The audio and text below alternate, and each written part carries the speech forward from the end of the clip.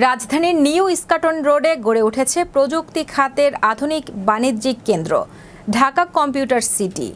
হাজারী গ্রুপের একটি যৌথ প্রকল্প হিসেবে 15 তলা বিশিষ্ট এই আইটি কমপ্লেক্সটি এক ছাদের নিচে প্রযুক্তি ব্যবসা, সেবা ও উদ্ভাবনের নতুন কেন্দ্রবিন্দু হিসেবে আত্মপ্রকাশ করেছে।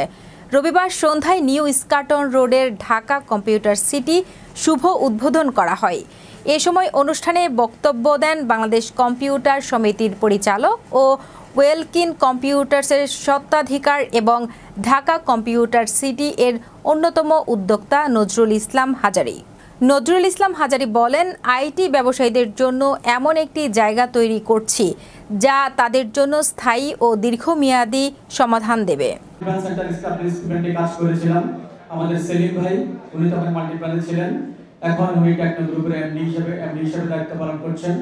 যদি very competitive and price offer আছে, সেটা যদি আসলে সবার উদ্দেশ্যে একটু ধারণা দেন।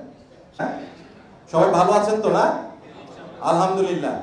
তো সবাইকে আমার অন্তরের অন্তঃস্থল থেকে এবং স্মার্ট টেকনোলজিসের পক্ষ থেকে শুভেচ্ছা এবং সালাম।